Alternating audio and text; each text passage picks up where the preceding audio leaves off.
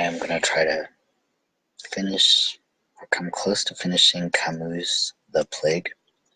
So we're in part 5, chapter 2.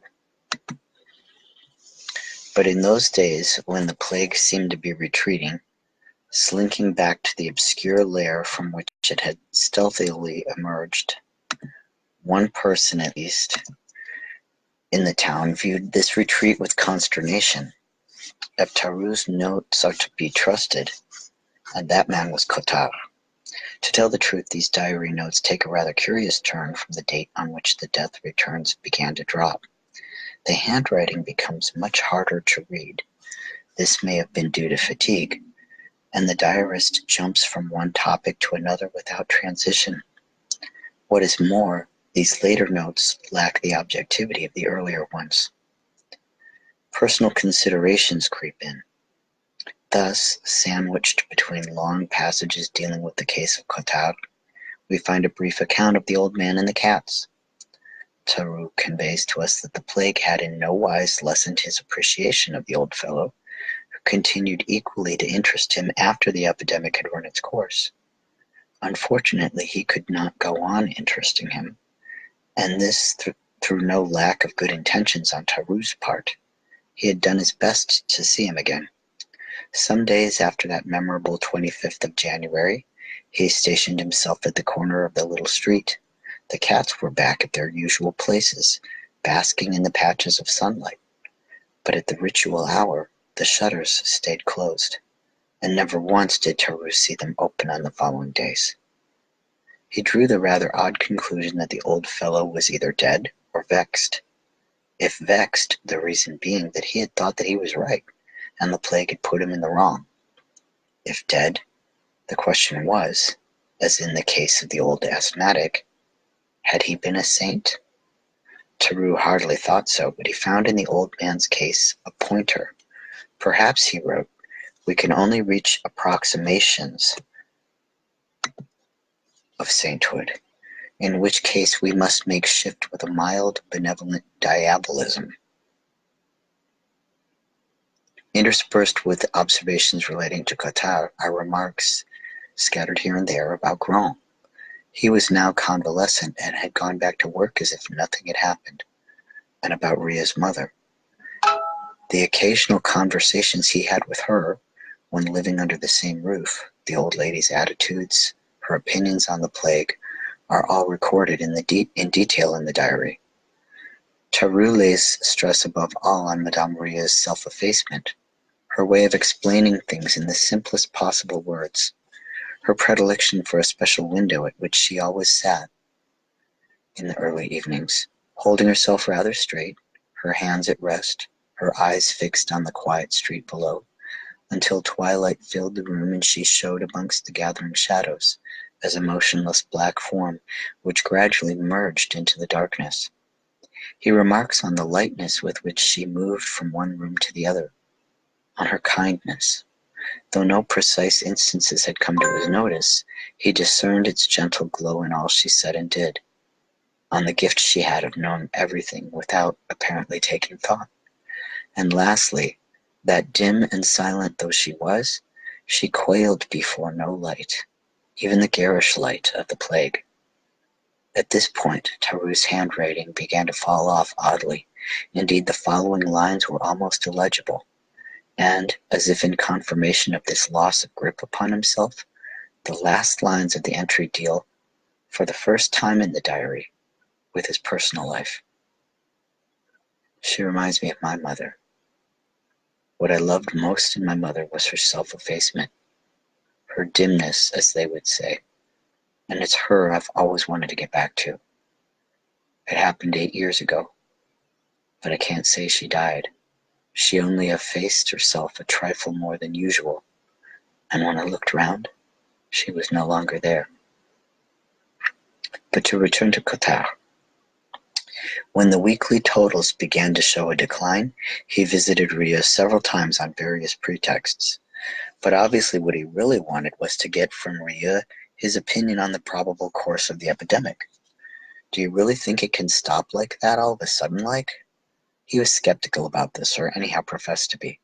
but the fact that he kept on asking the questions seemed to imply he was less sure than he professed to be. From the middle of January, Rhea gave him fairly optimistic answers, but these were not to Cotar's liking, and his reactions varied on each occasion from mere petulance to great despondency. One day the doctor was moved to tell him that, though the statistics were highly promising, it was too soon to say definitely that we were out of the wood. In other words, Cotar said promptly, there's no knowing. It may start again at any moment. Quite so, just as it's equally possible the improvement may speed up. Distressing to everyone else, this state of uncertainty seemed to agree with Cotar. Theroux observed that he would enter into conversations with shopkeepers in his part of town with the obvious desire of propagating the opinion expressed by Rhea. Indeed, he had no trouble in doing this. After the first exhilaration following the announcement of the plague's decline had worn off, doubts had returned to many minds, and the sight of their anxiety reassured Cotar. Just as at other times he yielded to discouragement. Yes, he said gloomily to Theroux, one of these days the gates will be opened, and then, you'll see, they'll drop me like a live coal. Everyone was struck by his abrupt changes of mood during the first 3 weeks of January. Though normally he spared no pains to make himself liked by neighbors and acquaintances, now for whole days he deliberately cold-shouldered them. On these occasions, so Theroux gathered, he abruptly cut off outside contacts and retired morosely into his shell. He was no more to be seen in the restaurants or at the theater or at his favorite cafes. However, he seemed unable to resume the obscure humdrum life he had led before the epidemic. He stayed in his room and had his meals sent up from a nearby restaurant. Only at nightfall did he venture forth to make some small purchases, and on leaving the shop he would roam furtively the darker, less frequented streets. Once or twice Theroux ran into him on these occasions, but failed to elicit more than a few gruff monosyllables. Then from one day to another he became sociable again, talked volubly about the plague, asking everyone for his views on it, and mingled in the crowd with evident pleasure. On January 25th, the day of the official announcement, Cotar went to cover again. 2 days later, Theroux came across him loitering in a side street. When Cotar suggested he should accompany him home, Theroux demurred. He'd had a particularly tiring day, but Cotar wouldn't hear of a refusal. He seemed much agitated, gesticulated freely, spoke very rapidly in a very loud tone. He began by asking Theroux if he really thought the official communique meant an end of the plague. Theroux replied that obviously a mere official announcement couldn't stop an epidemic, but it certainly looked as if, barring accidents, it would shortly ease. Yes, Cotar said, barring accidents, and accidents will happen, won't they? Theroux pointed out that the authorities had allowed for that possibility by refusing to open the gates for another fortnight. And very wise they were, Cotar exclaimed in the same excited tone. By the way things are going, I should say they'll have to eat their words. Theroux agreed that might be so. Still, he thought it wise to count on the opening of the gates and a return to normal life in the near future. Granted, Cotar rejoined, but what do you mean by a return to normal life? Theroux smiled. New films at the picture houses. But Cotar didn't smile. Was it supposed, he asked, that the plague would have changed anything and the life of the town would go on as before, exactly as if nothing had happened? Theroux thought that the plague would have changed things and not changed them. Naturally, our fellow citizens' strongest desire was and would be to behave as if nothing had changed, and for that reason nothing would be changed in a sense. But, to look at it from another angle, one can't forget everything, however great one's wish to do so. The plague was bound to leave traces anyhow in people's hearts. To this Cotar rejoined curtly that he wasn't interested in hearts. Indeed, they were the last thing he bothered about. What interested him was knowing whether the whole administration wouldn't be changed lock, stock, and barrel, whether, for instance, the public services would function as before. Theroux had to admit he had no inside knowledge on the matter. His personal theory was that after the upheaval caused by the epidemic, there would be some delay in getting these services underway again. Also, it seemed likely that all sorts of new problems would arise and necessitate at least some reorganization of the administrative system. Cotard nodded. Yes, that's quite on the cards. In fact, everyone will have to make a fresh start. They were nearing Cotard's house. He now seemed more cheerful, determined to take a rosier view of the future. Obviously, he was picturing the town entering on a new lease of life, blotting out its past and starting again with a clean sheet. So that's that, Tarus smiled. Quite likely things will pan out all right for you too. Who can say? It'll be a new life for all of us, in a manner of speaking. They were shaking hands at the door of the apartment house where Cotard lived. Quite right. Cotard was growing more and more excited. That would be a great idea, starting again with a clean sheet. Suddenly, from the lightless hall, two men emerged. Tarus had hardly time to hear his companion mutter, "Now what do they want, those chaps?" when the men in question, who looked like subordinate government employees in their best clothes, cut in with an enquiry if his name was Cotard. With a stifled exclamation, Cotard swung round and dashed off into the darkness. Taken by surprise, Tarus and the two men gazed blankly at each other for some moments. When Tarus asked them what they wanted, in non-committed tones they informed him that they wanted some information and walked away, unhurrying, in the direction Cotard had taken. On his return home, Tarus read out an account of this peculiar incident, following it up with "feeling very tired tonight," which is confirmed by his handwriting in this entry. He added that he had still much to do, but that there was no reason for not holding himself in readiness, and he questioned if he were ready. As a sort of postscript, and in fact it is here that Tarus's diary ends, he noted that there is always a certain hour of the day and of the night when a man's courage is at its lowest ebb, and it was that hour only which he feared. Chapter 3. Still Part 5. When next day, a few days before the date fixed for the opening of the gates, Dr. Rio came home at noon, he was wondering if the telegram he was expecting had arrived. Though his days were no less strenuous than at the height of the epidemic, the prospect of imminent release had obliterated his fatigue. Hope had returned, and with it a new zest for life. No man can live on the stretch all the time, with his energy and willpower strained to the breaking point. And it is a joy to be able to relax at last, and loosen nerves and muscles that were braced for the struggle. If the telegram, too, that he awaited brought good news, Rio would be able to make a fresh start. Indeed, he had a feeling that everyone in those days was making a fresh start. He walked past the door porter's room in the hall. The new man, old Michel's successor, his face pressed to the window looking on the hall, gave him a smile.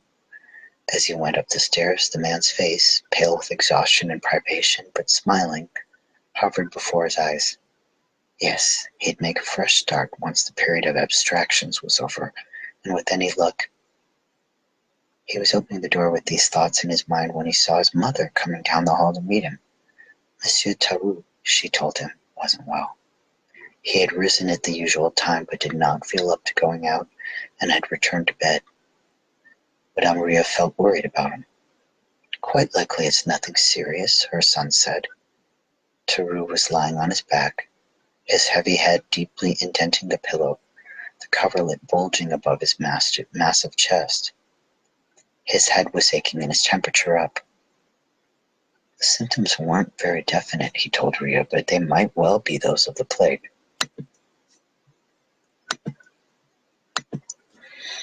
After examining him, Ria said, "No, there's nothing definite as yet." But Tarus had also suffered from a raging thirst, and in the passage the doctor told his mother that it might be the plague. "Oh," she exclaimed, "surely that's not possible, not now." And after a moment added, "Let's keep him here, Bernard." Ria pondered. "Strictly speaking, I've no right to do that," he said doubtfully. "Still, the gates will be opened quite soon. If you weren't here, I think I'd take it on myself. Bernard, let him stay. And let me stay too. You know, I've just had another inoculation." The doctor pointed out that Taru too had had inoculations, though it was possible, tired as he was, he'd overlooked the last one or omitted to take the necessary precautions. Ria was going to the surgery as he spoke, and when he returned to the bedroom, Taru noticed that he had a box of the big ampoules containing the serum. "So, it is that," he said. "Not necessarily, but we mustn't run any risks." Without replying, Taru extended his arm and submitted to the prolonged injections he himself had so often administered to others. "We'll judge better this evening." Ria looked Taru in the eyes. "But what about isolating me?" "It's by no means certain that you have plague." Taru smiled with an effort. "Well, it's the first time I've known you to do the injection without ordering the patient off to the isolation ward." Ria looked away. "You'll be better here. My mother and I will look after you." Taru said nothing, and the doctor, who was putting away the ampoules in the box, waited for him to speak before looking around. But still Taru said nothing. And finally Ria went up to the bed. The sick man was gazing at him steadily, and though his face was drawn, the gray eyes were calm. Ria smiled down on him. "Now try to sleep. I'll be back presently." As he was going out, he heard Taru calling and turned back. Taru's manner had an odd effect, as though he were at once trying to keep back what he had to say and forcing himself to say it. "Ria," he said at last, "you must tell me the whole truth. I count on that. I promise it." Taru's heavy face relaxed in a brief smile. "Thanks. I don't want to die, and I shall put up a fight. But if I lose the match, I want to make a good end of it." Bending forward, Ria pressed his shoulder. "No. To become a saint, you need to live. So, fight away." In the course of that day, the weather, which after being very cold had grown slightly milder, broke in a series of violent hailstorms followed by rain. At sunset the sky cleared a little and it was bitterly cold again. Ria came home in the evening. His overcoat still on, he entered his friend's bedroom. Taru did not seem to have moved, but his set lips, drained white by fever, told of the effort he was keeping up. "Well?" Ria asked. Taru raised his broad shoulders a little out of the bedclothes. "Well," he said, "I'm losing the match." The doctor bent over him. Bubo's head deformed under the burning skin, and there was a rumbling in his chest like the sound of a hidden forge. The strange thing was that Taru showed symptoms of both varieties of plague at once. Ria straightened up and said the serum hadn't yet had time to take effect. An uprush of fever in his throat drowned the few words that Taru tried to utter. After dinner, Ria and his mother took up their posts at the sick man's bedside. The night began with a struggle, and Ria knew that this grim wrestling with the angel of plague was to last until dawn. In this struggle, Taru's robust shoulders and chest were not his greatest assets. Rather, the blood which had oozed under Ria's needle, and in this blood that something more vital than the soul, which no human skill can bring to light. The doctor's task could be only to watch his friend struggle. As to what he was about to do, the stimulants to inject, the abscesses to stimulate, many months' repeated failures had taught him to appreciate such expedients at their true value. Indeed, the only way in which he might help was to provide opportunities for the beneficence of chance, which too often stays dormant unless roused to action. Luck was an ally he could not dispense with, for Rio was confronted by an aspect of the plague that baffled him.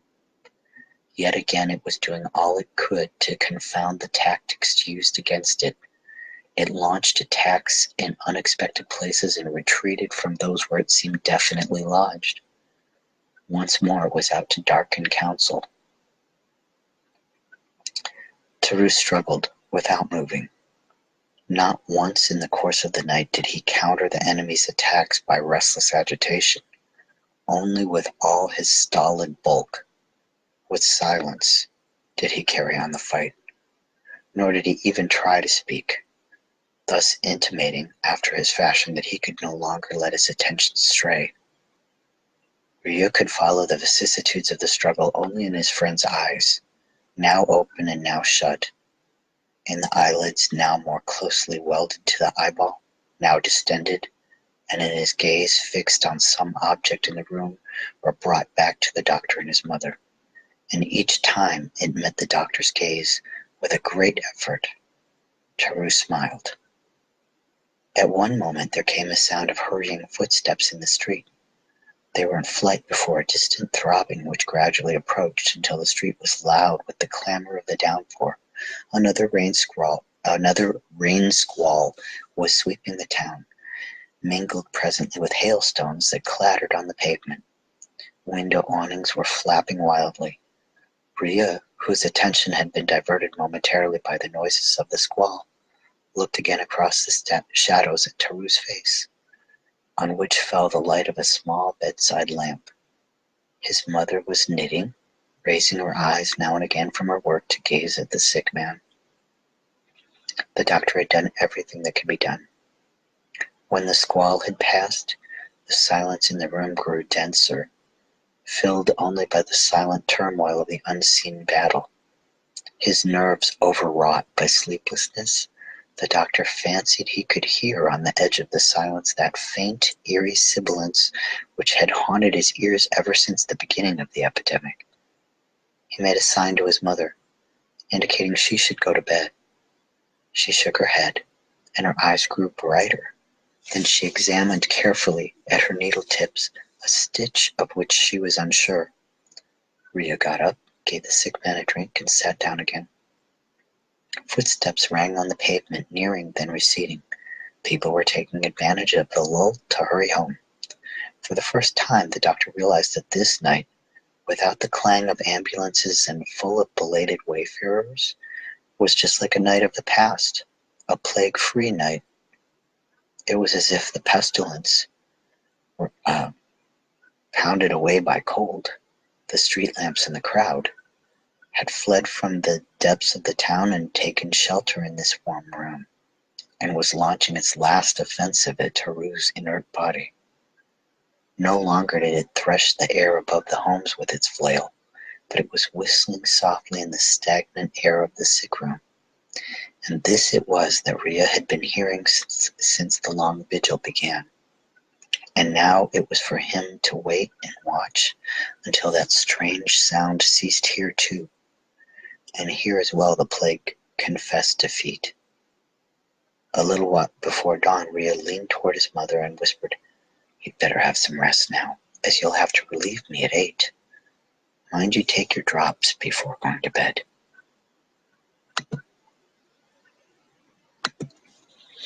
Madame Rhea rose, folded her knitting, and went to the bedside.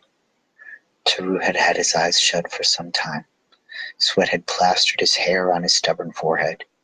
Madame Maria sighed, and he opened his eyes. He saw the gentle face bent over him, and athwart the surge of fever, that steadfast smile took form again. But at once the eyes closed. Left to himself, Rhea moved into the chair his mother had just left. The street was silent, and no sound came from the sleeping town. The chill of daybreak was beginning to make itself felt. The doctor dozed off, but very soon an early cart rattling down the street awakened him. Shivering a little, he looked at Taru and saw that a lull had come. He too was sleeping. The iron-shod wheels rumbled away into the distance. Darkness still was pressing on the window panes. When the doctor came beside the bed, Taru gazed at him with expressionless eyes, like a man still on the frontier of sleep. "You slept, didn't you?" Rhea asked. "Yes." "Breathing better?" "A bit. Does that mean anything?" Rhea kept silent for some moments. Then he said, "No, Taru, it doesn't mean anything. You know as well as I that there's often a remission in the morning." "Thanks." Taru nodded his approval. "Always tell me the exact truth." Rhea was sitting on the side of the bed. Beside him he could feel the sick man's legs, stiff and hard as the limbs of an effigy on a tomb. Toru was breathing with more difficulty. "The fever will come back, won't it, Rhea?" he gasped. "Yes, but at noon we shall know where we stand." Toru shut his eyes. He seemed to be mustering up his strength. There was a look of utter weariness on his face. He was waiting for the fever to rise, and already it was stirring somewhere in the depths of his being. When he opened his eyes, his gaze was misted. It brightened only when he saw Rhea bending over him, a tumbler in his hand. "Drink." Toru drank, then slowly lowered his head onto the pillow. "It's a long business," he murmured. Rhea clasped his arm, but Toru, whose head was averted, showed no reaction. Then suddenly, as if some inner dike had given way without warning, the fever surged back, dyeing his cheeks and forehead. Toru's eyes came back to the doctor, who, bending again, gave him a look of affectionate encouragement. Toru tried to shape a smile, but it could not force its way through the set jaws and lips welded by dry saliva. In the rigid face, only the eyes lived still, glowing with courage. At 7, Madame Rhea returned to the bedroom. The doctor went to the surgery to ring up the hospital and arrange for a substitute. He also decided to put back his consultations, then lay down for some moments on the surgery couch. 5 minutes later, he went back to the bedroom. Toru's face was turned toward Madame Rhea, who was sitting close beside the bed. Her hands folded on her lap. In the dim light of the room, she seemed no more than a darker pitch of shadow. Toru was gazing at her so intently that, putting a finger to her lips, Madame Rhea rose and switched off the bedside lamp. Behind the curtains, the light was growing, and presently, when the sick man's face grew visible, Madame Rhea could see his eyes still intent on her. Bending above the bed, she smoothed out the counterpane, and as she straightened up, laid her hand for a moment on his moist, tangled hair. Then he heard a muffled voice that seemed to come from very far away murmur, "Thank you," and that all was well now. By the time she was back in her chair, Toru had shut his eyes, and despite the sealed mouth, a faint smile seemed to hover on the wasted face. At noon, the fever reached its climax. A visceral cough racked the sick man's body, and he was now spitting blood. The glands had ceased swelling, but they were still there, like lumps of iron embedded in the joints. Rhea decided that lancing them was impracticable. Now and again, in the intervals between bouts of fever and coughing fits, Toru still gazed at his friends. But soon his eyes opened less and less often, and the glow that shone out from the ravaged face in the brief moments of recognition grew steadily fainter. The storm, lashing his body into convulsive movement, lit it up with ever rarer flashes, and in the heart of the tempest, he was slowly drifting, derelict. And now Rhea had before him only a mask-like face, inert, from which the smile had gone forever. This human form, his friends, lacerated by the spear thrusts of the plague, consumed by searing superhuman fires, buffeted by all the raging winds of heaven, was foundering under his eyes in the dark flood of the pestilence, and he could do nothing to avert the wreck. He could only stand, unavailing, on the shore, empty-handed and sick at heart, unarmed and helpless, yet again under the onset of calamity. And thus, when the end came, the tears that blinded Rhea's eyes were tears of impotence, and he did not see Toru roll over, face to the wall, and die with a short, hollow groan, as if somewhere within him an essential cord had snapped. The next night was not one of struggle, but of silence. In the tranquil death chamber beside the dead body, now in everyday clothing, here too Rhea felt it brooding, that elemental peace, which, when he was sitting many nights before on the terrace high above the plague, had followed the brief foray at the gates. Then already it had brought to his mind the silence brooding over the beds in which he had let men die. There, as here, it was the same solemn pause, the lull that follows battle, the silence of defeat. But the silence now enveloping his dead friend, so dense, so much akin to the nocturnal silence of the streets and of the town set free at last, made Rhea cruelly aware that this defeat was final. The last disastrous battle that ends a war and makes peace itself an ill beyond all remedy. The doctor could not tell if Tarrou had found peace, now that all was over. But for himself he had a feeling that no peace was possible to him henceforth, any more than there can be an armistice for a mother bereaved of her son, or for a man who buries his friend. The night was cold again, with frosty stars sparkling in a clear, wintry sky, and in the dimly lit room they felt the cold pressing itself to the window panes, and heard the long, silvery suspiration of a polar night. Madame Rhea sat near the bed in her usual attitude, her right side lit up by the bedside lamp. In the center of the room, outside the little zone of light, Rhea sat waiting. Now and again thoughts of his wife waylaid him, but he brushed them aside each time. When the night began, the heels of passers-by had rung briskly in the frozen air. "Have you attended to everything?" Madame Rhea had asked. "Yes, I've telephoned." Then they had resumed their silent vigil. From time to time, Madame Rhea stole a glance at her son, and whenever he caught her doing this, he smiled. Out in the street, the usual nighttime sounds bridged the long silences. A good many cars were on the road again, though officially this was not yet permitted. They sped past with a long hiss of tires on the roadway, receded and returned.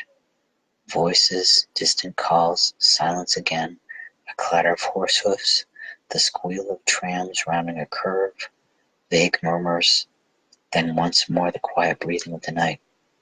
"Bernard." "Yes." "Not too tired?" "No." At that moment he knew what his mother was thinking, and that she loved him. But he knew too that to love someone means relatively little, or rather that love is never strong enough to find the words befitting it. Thus, he and his mother would always love each other, silently.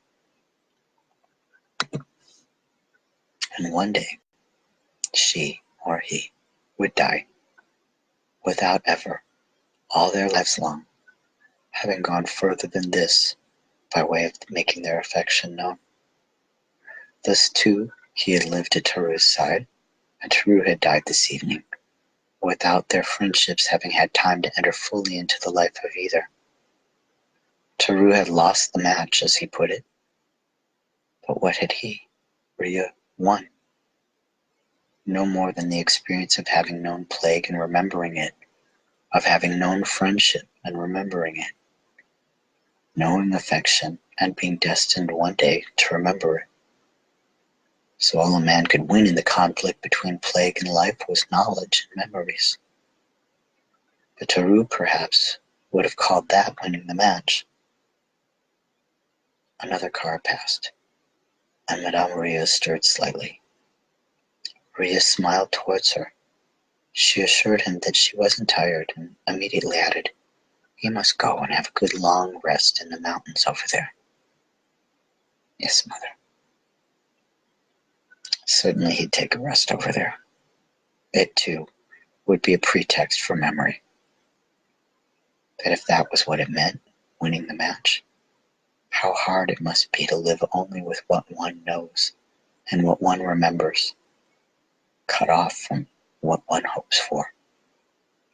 It was thus, most probably, that Tarrou had lived, and he realized the bleak sterility of a life without illusions.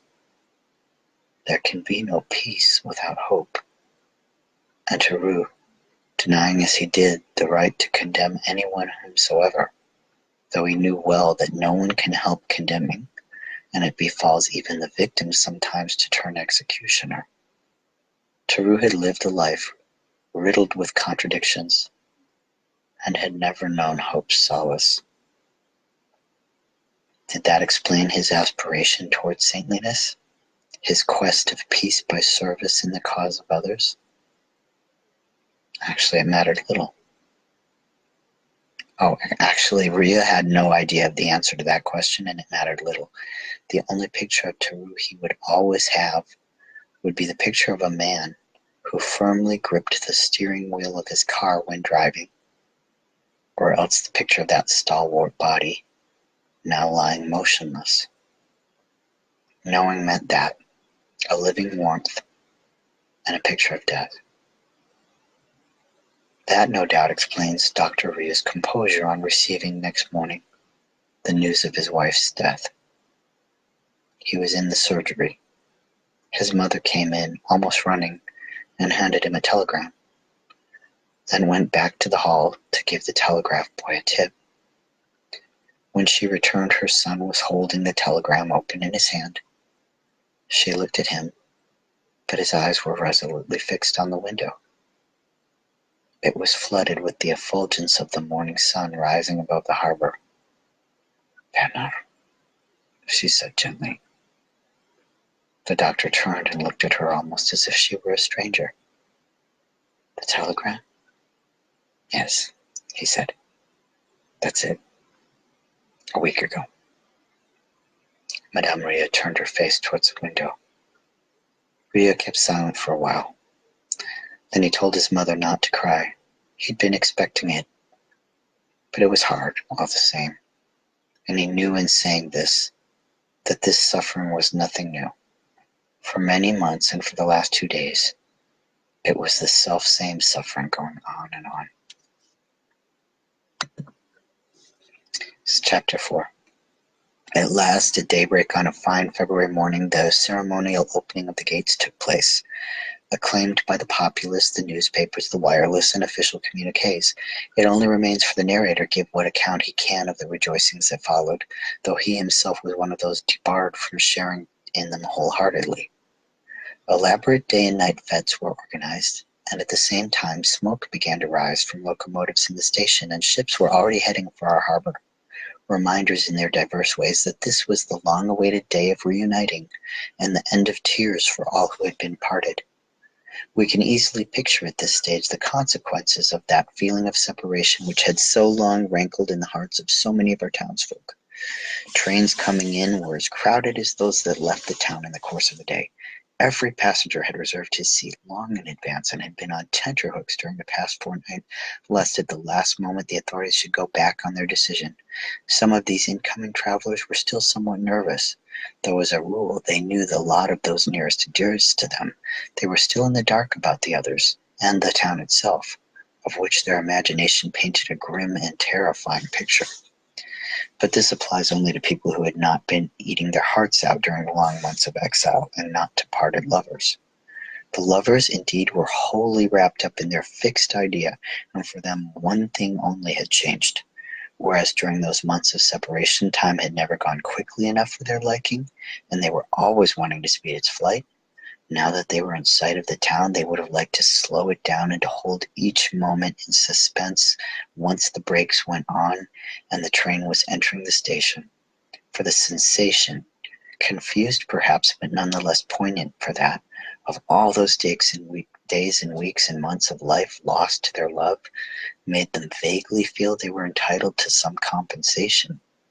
This present hour of joy should run at half the speed of those long hours of waiting. And the people who awaited them at home or on the platform, amongst the latter Rambert, whose wife, warned in good time, had got busy at once and was coming by the first train, were likewise fretting with impatience and quivering with anxiety, for even Rambert felt a nervous tremor at the thought that soon he would have to confront a love and a devotion that the plague months had slowly refined to a pale abstraction with the flesh and blood woman who had given rise to them. If only he could put the clock back and be once more the man who at the outbreak of the epidemic had had only one thought and one desire, to escape and return to the woman he loved. But that he knew was out of the question now. He had changed too greatly. The plague had forced on him a detachment which, try as he might, he couldn't think away, and which like a formless fear haunted his mind. Almost he thought the plague had ended too abruptly. He hadn't had time to pull himself together. Happiness was bearing down on him full speed, the event outrunning expectation. Rambert understood that all would be restored to him in a flash, and joy break on him like a flame with which there is no dallying. Everyone, indeed, more or less consciously felt as he did, and it is of all those people on the platform that we wish to speak. Each was returning to his personal life, yet the sense of comradeship persisted, and they were exchanging smiles and cheerful glances amongst themselves. But the moment they saw the smoke of the approaching engine, the feeling of exile vanished before an uprush of overpowering, bewildering joy. And when the train stopped, all those interminable seeming separations that often had begun on this same platform came to an end in one ecstatic moment, when arms closed with hungry possessiveness on bodies whose living shape they had forgotten. As for Rambert, he hadn't time to see her running towards him.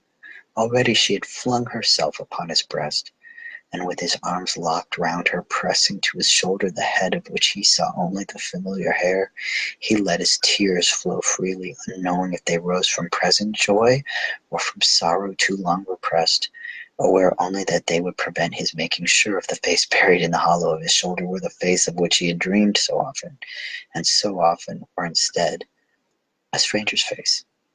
For the moment he wished to behave like all those others round him who believed or made believe that plague can come and go without changing anything in men's hearts. Nestling to each other, they went to their homes, blind to the outside world and seemingly triumphant over the plague, forgetting every sadness in the plight of those who had come by the same train and found no one waiting them, and were bracing themselves to hear in their homes a confirmation of the fear which the long silence had already implanted in their hearts. For these last, who had now for company only their newborn grief, for those who at this moment were dedicating themselves to a lifelong memory of bereavement, for these unhappy people matters were very different. The pangs of separation had touched their climax, had reached their touched the climax. Okay. For the mothers, husbands, wives, and lovers who had lost all joy, now that the loved one lay under a layer of quicklime in a death pit, or was a mere handful of indistinctive ashes in a grey mound, the plague had not yet ended. But who gave a thought to these lonely mourners? Routing the cold flaws that had been threshing the air since early morning, the sun was pouring on the town a steady flood of tranquil light. In the forts, on the hills, under a sky of pure unwavering blue, guns were thundering without a break, and everyone was out and about to celebrate those crowded moments when the time of ordeal ended and the time of forgetting had not yet begun. In streets and squares people were dancing. Within 24 hours the motor traffic had doubled, and ever more numerous cars were being held up at every turn by merrymaking crowds. Every church bell was in full peal throughout the afternoon, and the bells filled the blue and gold sky with their reverberations. Indeed, in all the churches, Thanksgiving services were being held. But at the same time, the places of entertainment were packed, and the cafes, caring nothing for the morrow, were producing their last bottles of spirits. A noisy concourse surged round every bar, including loving couples who fondled each other without a thought for appearances. All were laughing or shouting. The reserves of emotion pent up during those many months when, for everybody, the flame of life burnt low, were being recklessly squandered to celebrate this, the red-letter day of their survival. Tomorrow, real life would begin again, with its restrictions. But for the moment, people in very different walks of life were rubbing shoulders, fraternizing. The leveling out that death's imminence had failed in practice to accomplish was realized at last, for a few gay hours, in the rapture of escape. But this rather tawdry exuberance was only one aspect of the town that day. Not a few of those filling the streets at sundown, amongst them Rambert and his wife, hid, under an air of calm satisfaction, subtler forms of happiness. Many couples, indeed, and many families looked like people out for a casual stroll, no more than that. In reality, most of them were making sentimental pilgrimages to places where they had gone to school with suffering. The newcomers were being shown the striking or obscurer tokens of the plague, relics of its passage. In some cases, the survivor merely played the part of guide, the eyewitness who has been through it, and talked freely of the danger without mentioning his fear. These were the milder forms of pleasure, little more than recreation. In other cases, however, there was more emotion to these walks about the town, as when a man, pointing to some place charged for him with sad yet tender associations, would say to the girl or woman beside him, "This is where one evening, just like this, I longed for you so desperately, and you weren't there." These passionate pilgrims could readily be distinguished. They formed oases of whispers, aloof, self-centered, in the turbulence of the crowd. Far more effectively than the bands playing in the squares, they vouched for the vast joy of liberation. These ecstatic couples, locked together, hardly speaking, proclaimed in the midst of the tumult of rejoicing, with the proud egoism and injustice of happy people, that the plague was over, the reign of terror ended.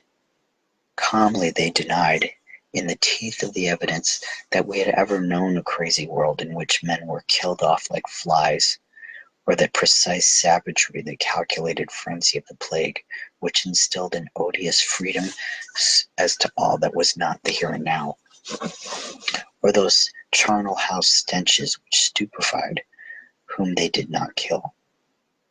In short, they denied that we had ever been that hag-ridden populace, a part of which was daily fed into a furnace and went up in oily fumes, while the rest, in shackled impotence, waited their turn. That, anyhow, was what seemed evident to Rieux when, towards the close of the afternoon, on his way to the outskirts of the town, he walked alone in an uproar of bells, guns, bands, and deafening shouts. There was no question of his taking a day off. Sick men have no holidays. Through the cool, clear light bathing the town rose the familiar smells of roasting meat and Anne's flavored spirit. All around him, happy faces were turned towards the shining sky. Men and women with flushed cheeks embraced each other with low, tense cries of desire. Yes, the plague had ended with the terror, and those passionately straining arms told what it had meant. Exile and deprivation in the profoundest meaning of the words. For the first time, Rieux found that he could give a name to the family likeness which for several months he had detected in the faces of the streets. He had only to look around him now. At the end of the plague, with its misery and privations, these men and women had come to wear the aspect of the part they had been playing for so long, the part of emigrants whose faces first, and now their clothes, told of long banishment from a distant homeland. Once plague had shut down the gates of the town, they had settled down to a life of separation, debarred from the living warmth that gives forgetfulness of all. In different degrees, in every part of the town, men and women had been yearning for a reunion, not of the same kind for all, but for all alike ruled out. Most of them had longed intensely for an absent one, for the warmth of a body, for love, or merely for a life that habit had endeared. Some, often without knowing it, suffered from being deprived of the company of friends, and from their inability to get in touch with them through the usual channels of friendship, letters, trains, and boats. Others, fewer these, Theroux may have been one of them, had desired reunion with something they couldn't have defined, but which seemed to them the only desirable thing on earth. For want of a better name, they sometimes called it peace. Rieux walked on. As he progressed, the crowds grew thicker, the din multiplied, and he had a feeling that his destination was receding as he advanced. Gradually he found himself drawn into the seething, clamorous mass, and understanding more and more the cry that went up from it, a cry that for some part at least was his. Yes, they had suffered together, in body no less than in soul, from a cruel leisure, exile without redress, thirst that was never slaked. Among the heaps of corpses, the clanging bells of ambulances, the warnings of what goes by the name of fate, amongst unremitting waves of fear and agonized revolt, the horror that such things could be, always a great voice had been ringing in the ears of these forlorn, panicked people, a voice calling them back to the land of their desire, a homeland. It lay outside the walls of the stifled, strangled town, in the fragrant brushwood of the hills, in the waves of the sea, under free skies, and in the custody of love. And it was to this, their lost home, towards happiness, they longed to return, turning their backs disgustedly on all else. As to what that exile and that longing for reunion meant, Rhea had no idea. But as he walked ahead, jostled on all sides, accosted now and then, and gradually made his way into less crowded streets, he was thinking it has no importance whether such things have or have not a meaning. All we need consider is the answer given to men's hope.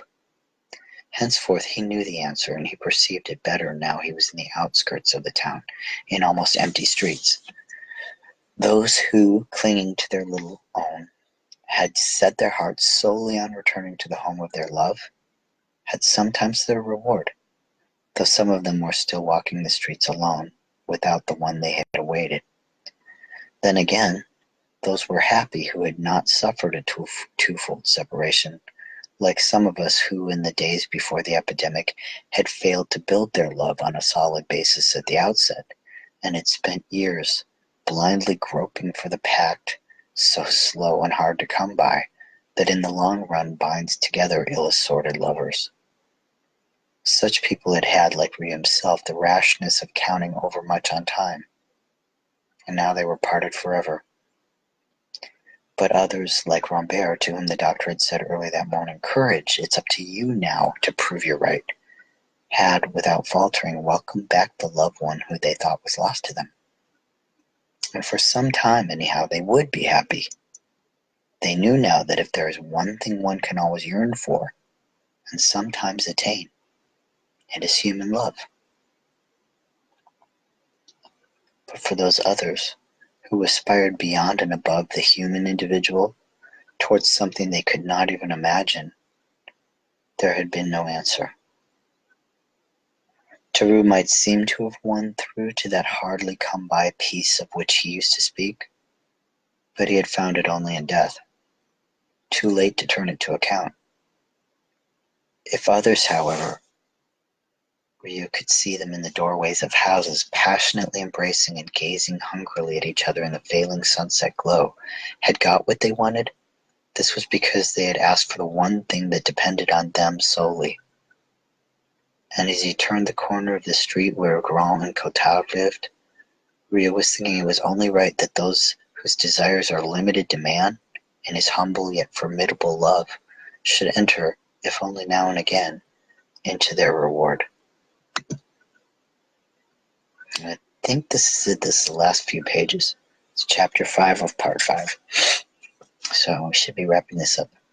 This chronicle is drawn to an end, and this seems to be the moment for Dr. Bernard Rieu to confess that he is the narrator. But before describing the closing scenes, if he would wish anyhow to justify his undertaking and to set it down that he expressly made a point of adopting the tone of an impartial observer, his profession put him in touch with a great many of our townsfolk while the plague was raging, and he had opportunities of hearing their various opinions.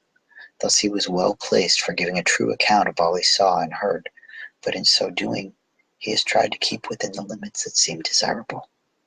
For instance, in a general way, he has confined himself to describing only such things as he was enabled to see for himself, and refrained from attributing to his fellow sufferers thoughts that, when all is said and done, they were not bound to have.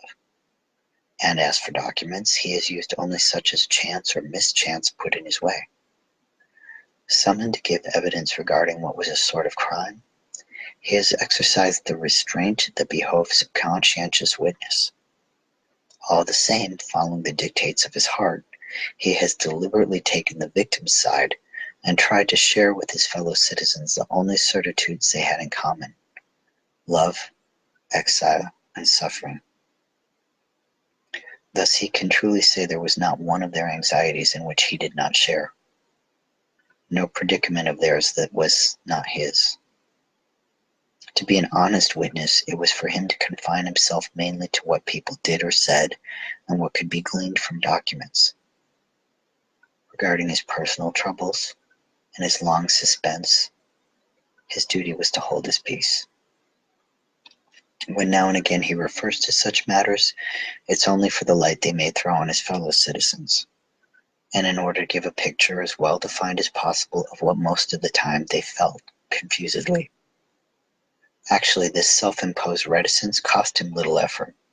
Whenever tempted to add his personal note to the myriad voices of the plague-stricken, he was deterred by the thought that not one of his sufferings was common, but was common to all the others, and that in a world where sorrow is so often lonely, this was an advantage. Thus decidedly it was up to him to speak for all. But there was at least one of our townsfolk for whom Dr. Rio could not speak, the man of whom Taru said one day to Rio, his only real crime is that of having in his heart approved of something that killed off men, women, and children. I can understand the rest, but for that I am obliged to pardon him. It is fitting that this chronicle should end with some reference to that man who had an ignorant, that is to say lonely, heart. On turning out of the main thoroughfares where the rejoicings were in full swing, and entering the street where Grand and Cotard lived, Dr. Rio was held up by a police cordon. Nothing could have surprised him more.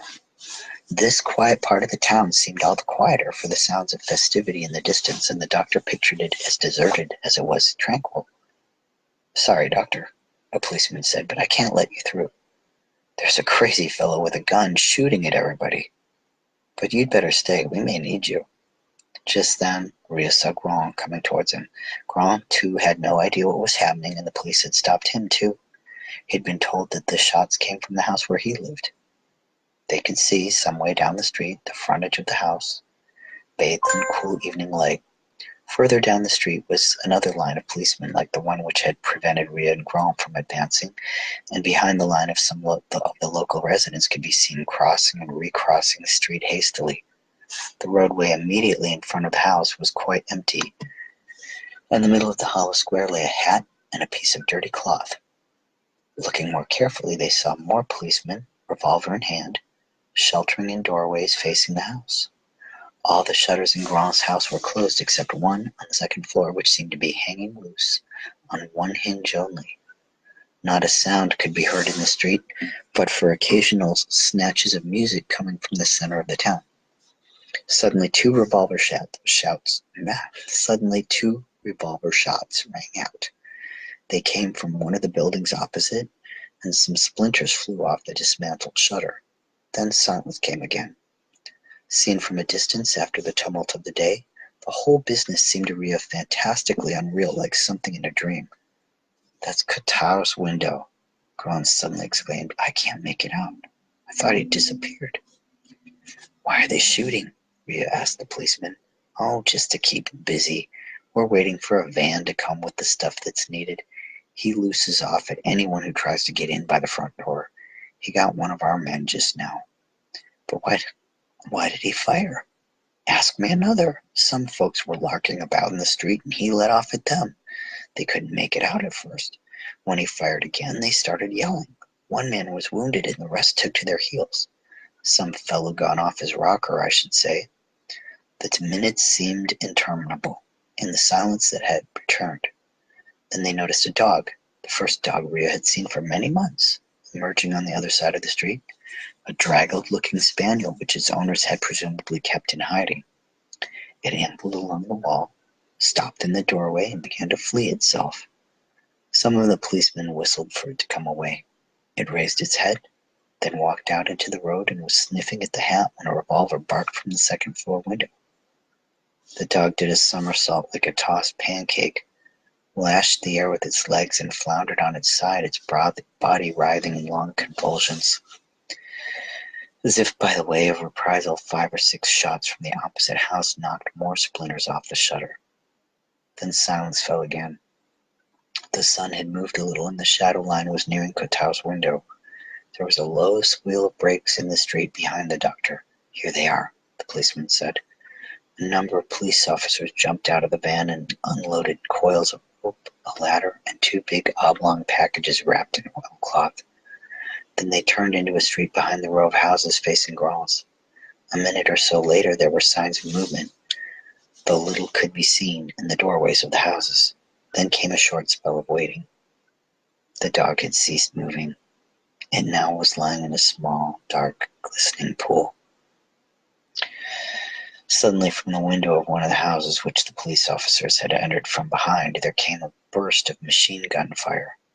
They were still aiming at the shutter, which literally shredded itself away, disclosing a dark gap into which neither Grand nor Rio could see from where they stood.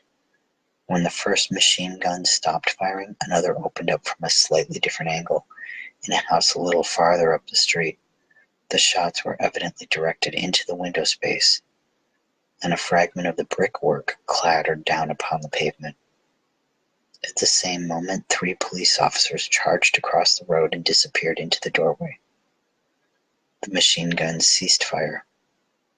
Then came another wait. 2 muffled detonations sounded inside the house, followed by a confused hubbub growing steadily louder until they saw a small man in his shirt sleeves, screaming at the top of his voice, being carried or dragged out the doorway. As if at an expected signal, all the shutters in the street flew open and excited faces lined the windows while people streamed out of the houses and jostled the lines of police. Ria had a brief glimpse of the small man, on his feet now, in the middle of the road, his arms pinioned behind him by 2 police officers. He was still screaming. A policeman went up and dealt him 2 hard blows with his fists, quite calmly, with a sort of conscientious thoroughness. "It's Kotao." Grand's voice was shrill with excitement. "He's gone mad." Kotao had fallen backwards, and the policeman launched a vigorous kick into the crumpled mass sprawling on the ground. Then a small surging group began to move towards the doctor and his old friend. "Stand clear," the policeman bawled. Ria looked away when the group, Kotao and his captors, passed him. The dusk was thickening into night when Grand and the doctor made a move at last. The Kotao incident seemed to have shaken the neighborhood out of its normal lethargy, and even these remote streets were becoming crowded with noisy merrymakers. On his doorstep, Grand bade the doctor good night. He was going to put in an evening's work, he said. Just as he was starting up the stairs, he added that he'd written to Jean and was feeling much happier. Also, he'd made a fresh start with his phrase. "I've cut out all the adjectives." And with a twinkle in his eye, he took his hat off, bringing it low in a courtly sweep. But Rio was thinking of Kotao, and the dull thud of fists belaboring the wretched man's face haunted him as he went to visit his old asthma patient. Perhaps it was more painful to think of a guilty man than of a dead man. It was quite dark by the time he reached his patient's house. In the bedroom, the distant clamor of a populace rejoicing in its new won freedom could be faintly heard, and the old fellow was, as usual, transposing peas from one pan to another. "They're quite right to amuse themselves," he said. "Takes all sorts to make a world, as they say. And your colleague, doctor, how is he getting on?" "He's dead." Ria was listening to his patient's rumbling chest. "Oh, really?" The old fellow sounded embarrassed. "Of plague," Ria added. "Yes," the old man said after a moment's silence. "It's always the best who go. That's how life is. But he was a man who knew what he wanted." "Why do you say that?" The doctor was putting back his stethoscope. "Oh, for no particular reason, only, well, he never talked just for talking's sake. I'd rather cotton on to him. But there you are. All those folks are saying, 'It was plague. We've had the plague here.' You'd almost think they expected to be given medals for it. But what does that mean? Plague. Just life, no more than that. Mind you do your inhalations regularly. Don't worry about me, Doctor. There's lots of life in the old dog yet, and I'll see 'em all into their graves. He chuckled. That's where I have 'em beat. I know how to live. A burst of joyful shouts in the distance seemed an echo of his boast. Halfway across the room, the doctor halted. Would you mind if I go up onto the terrace? Of course not. Of course not. You'd like to have a look at 'em. That it? But they're just the same as ever, really. When Rio was leaving the room, a new thought crossed his mind. I say, Doctor, is it a fact they're going to put up a memorial to the people who died of plague? So the papers say. A monument or just a tablet? I could have sworn it. And there'll be speeches. Again he chuckled throatily. I can almost hear them saying, our dear departed, and they'll go off and have a good tuck-in. Rio was already halfway up the stairs. Cold, fathomless depths of sky glimmered overhead, and near the hilltops stars shone hard as flint. It was much like the night when he and Taru had come to the terrace to forget the plague.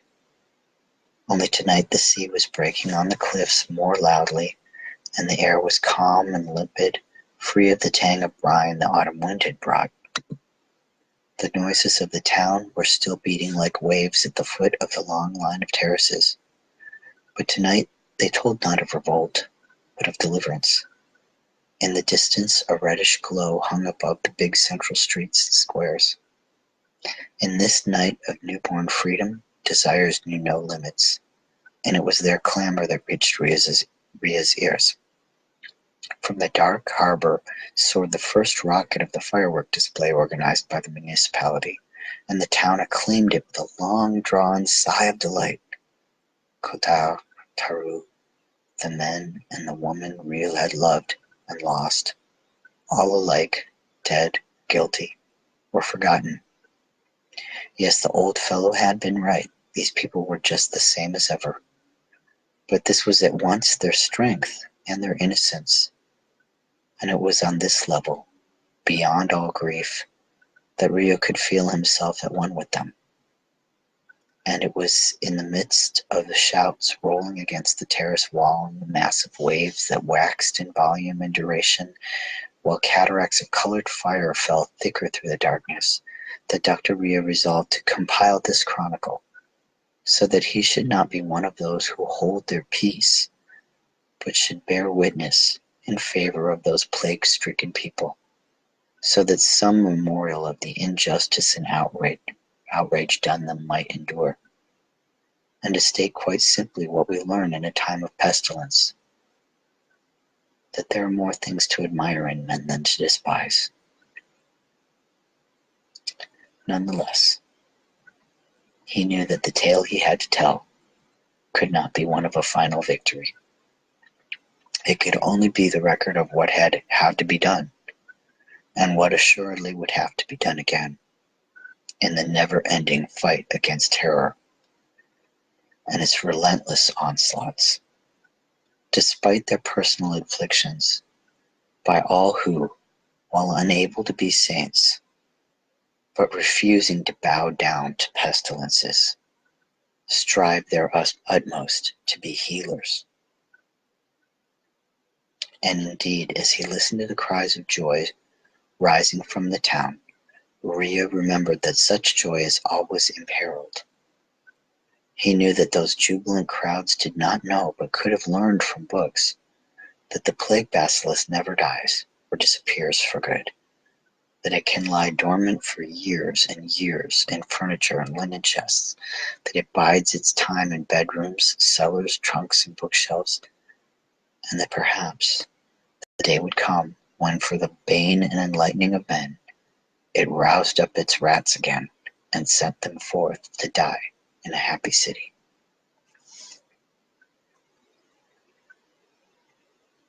That's the end.